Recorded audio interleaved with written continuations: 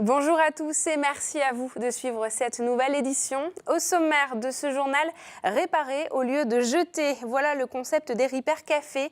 Ces lieux d'échange sont au nombre de 11 dans notre région. Le petit dernier a ouvert ce samedi à Guiscriff. Nous étions sur place. Les entreprises sont de plus en plus généreuses. Elles viennent en aide aux associations culturelles ou encore au patrimoine. Exemple avec le Fort Saison à Landéda. Libre Figuration, c'est le nom de la nouvelle exposition du Fonds Leclerc à Landerneau. Une plongée très colorée dans les années 80, ce sera à la fin de ce journal. Dans cette édition, un point également sur l'actualité sportive de la région. Bonjour Laurent. Bonjour Julie. Quels sont vos titres ce lundi? Nous allons revenir sur les championnats de Bretagne de cyclocross, la belle performance aussi du Landerneau Bretagne Basket, leader de sa division, et puis le football avec Lorient et Brest qui cartonnent. Eh bien, on vous retrouve dans un instant pour en parler, Laurent. Bienvenue à tous, en tout cas, dans ce JT Breton. Tout de suite, votre actualité du lundi 11 décembre 2017.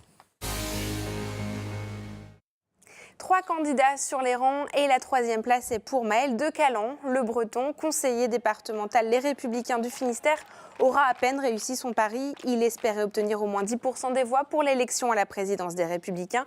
Il est juste en dessous avec 9,25% des suffrages. Sans surprise, c'est Laurent Wauquiez qui arrive en tête de ce scrutin. Florence Portelli, seule femme, arrive en seconde position. Moins de 100 000 adhérents ont voté. Ils sont plus de 234 000 à jour de cotisation dans le parti de la droite. Ce mercredi, les médiateurs sur le dossier de Notre-Dame-des-Landes doivent remettre leur rapport au Premier ministre. Certains éléments semblent conforter le projet de transfert de l'aéroport vers Notre-Dame-des-Landes. Autre information dans l'actualité du jour, le décès de François-Régis Hutin ce dimanche à Rennes à l'âge de 88 ans. Il était le fils de Paul Hutin, le fondateur de Ouest France. Benjamin Bréon nous en dit plus sur ces informations.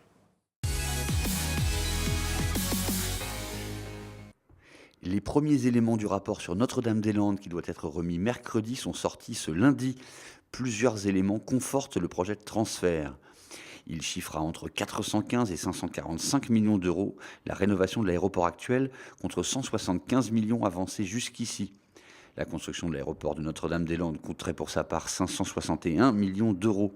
Le rapport table sur un cap des 9 millions de passagers en 2040 contre des prévisions qui donnaient jusqu'ici 2065.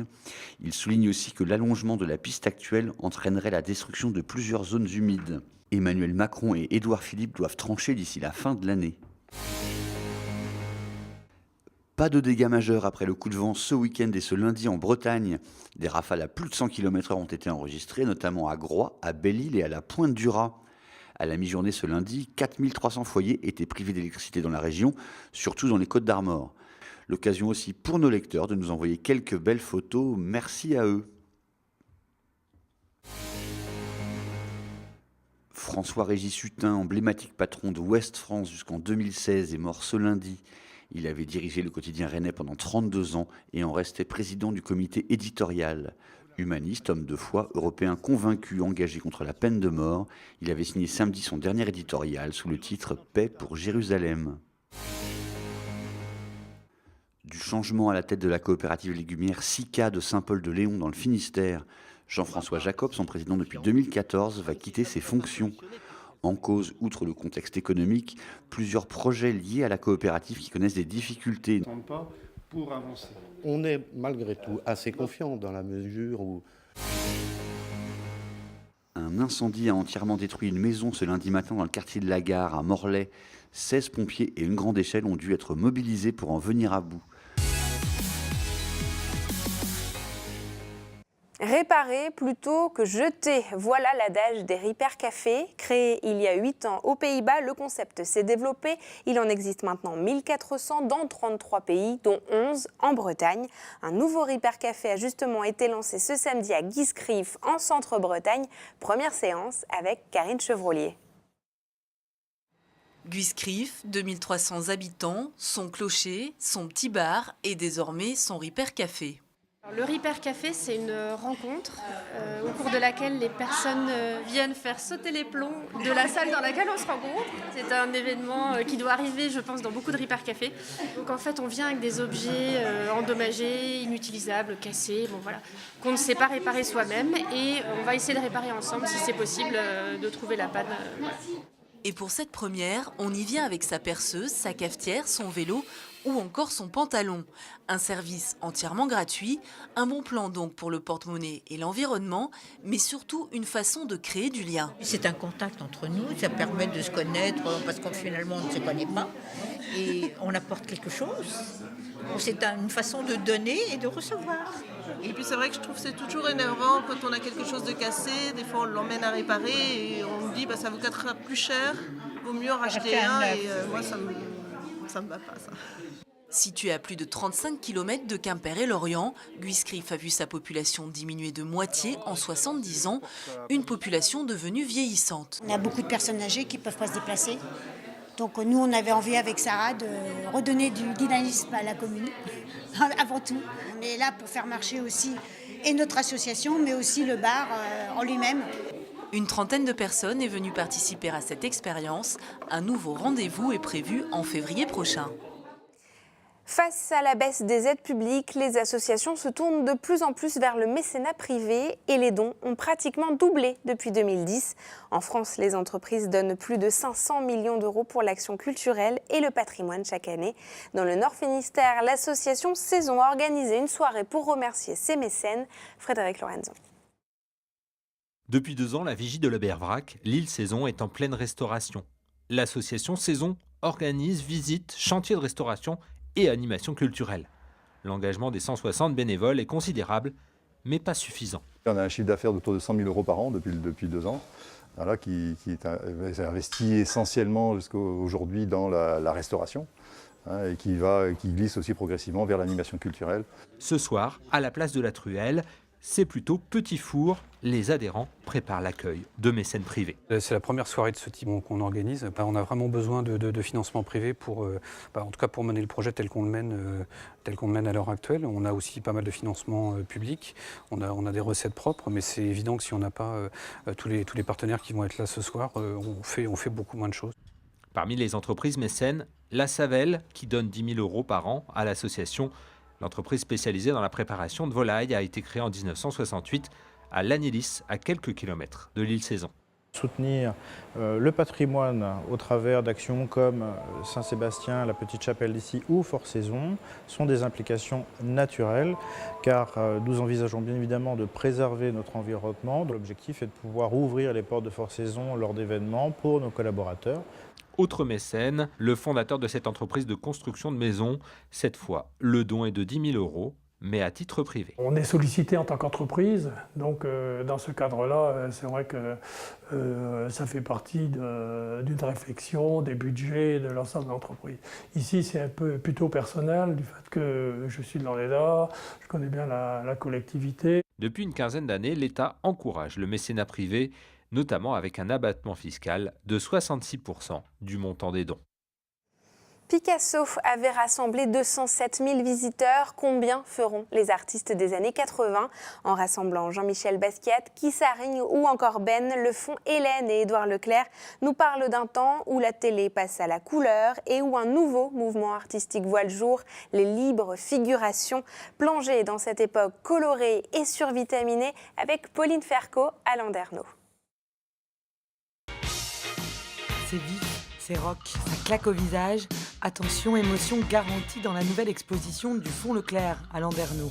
Après l'énorme succès de Picasso cet été, cette fois on sort des grands classiques de la peinture moderne pour plonger dans les libres figurations au cœur des années 80. Les années 80 se sont ouverts sur le monde avec les transports aériens, la télévision qui a entraîné une grande circulation des images et des artistes qui ont tous travaillé un petit peu dans le même sens. Aux 4 coins du monde, de jeunes artistes libèrent leur imaginaire. Allemagne, Russie, États-Unis avec Jean-Michel Basquiat ou Kate Haring, et en France bien sûr avec le célèbre Ben ou encore Rémi Blanchard, le breton de l'histoire. Mais Rémi Blanchard, c'est un des 4 leader de la figuration libre. On retrouve chez lui le cerne noir qui est caractéristique de tous les artistes qu'on retrouve dans presque toutes les toiles de cette exposition. Mais en revanche, Rémi Blanchard, il y a un charme particulier, il y a quelque chose de très sauvage, il y a peut-être des clins d'œil à l'école de Pont-Aven. Il a fait ses études à l'école des Beaux-Arts de Quimper et il y a une poésie propre qui est tout à fait magique. Une exposition unique, ces 50 artistes n'ayant encore jamais été réunis dans un même lieu. Une expo aussi très accessible pour tous les publics. C'est une exposition qui n'a pas besoin de code pour être décryptée, même si on peut la lire, il vaut mieux la lire au second degré. Ces artistes réagissent à des courants qui se disaient trop intelligents, l'art conceptuel, l'art minimaliste, ou alors il y avait l'art politique, l'agit-prop. Là, on est avec une distance, mais un engagement personnel, très fun. Libre figuration comme un arc-en-ciel dans la grisaille hivernale, à découvrir avec le sourire jusqu'au 2 avril prochain. Et après la culture, place au sport, nous retrouvons tout de suite Laurent Villebout pour l'actualité sportive des clubs de la région. Et Laurent, on commence avec des images sur les championnats de Bretagne de cyclocross ce week-end. Oui, Julie, des images que je trouvais sympa de vous proposer sur ces championnats de Bretagne de cyclocross qui avaient lieu à Verne hier dimanche. À commencer par ce petit bisou qui va arriver. Le petit bisou du mari à sa championne ou de la championne à son mari, c'est selon son point de vue. Anaïs Grimaud, donc du VCP Loudéac, qui s'impose chez les élites. Et puis, autre image un peu sympa, je trouve, celui de Mathieu Boulot du Team Pays de Dinan, qui s'impose lui aussi chez les élites. Son fils, Corentin, ne sait pas encore, mais son papa est un triple champion de Bretagne. Et puis, on va surtout, avec cette dernière image, saluer le beau boulot effectué tout ce week-end par les machines à laver. Bravo. Des Finistériennes leaders dans leur discipline, Laurent, maintenant. Oui, les filles du Landerneau Bretagne Basket. Sur ces images d'Erwan Sillot. 6e victoire consécutive en championnat pour les Finistériennes qui sont en blanc. C'est une sacrée série, 6 victoires d'affilée. Elles se sont imposées face aux Bourguignonnes de Charnay, 59-49. Résultat, le LBB prend la tête de la Ligue 2 féminine devant Toulouse avant de se déplacer samedi à Paris pour le dernier match de l'année face au centre fédéral basé à l'INSEP. Et enfin, Laurent, quelques mots de foot avec nos clubs. Oui, c'est Noël bientôt. Alors, vous voyez cette guirlande de buts, à commencer par ceux des Brestois.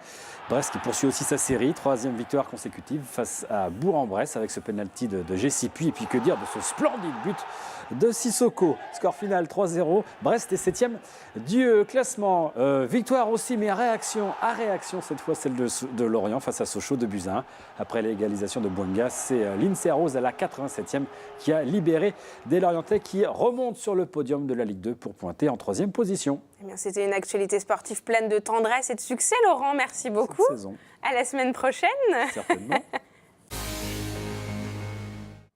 Et c'est la fin de cette édition. Merci beaucoup de nous avoir suivis. Vous pouvez évidemment nous retrouver sur les réseaux sociaux Facebook et Twitter, mais également sur les sites internet de TBO et TB Sud pour revoir cette édition et toutes nos émissions.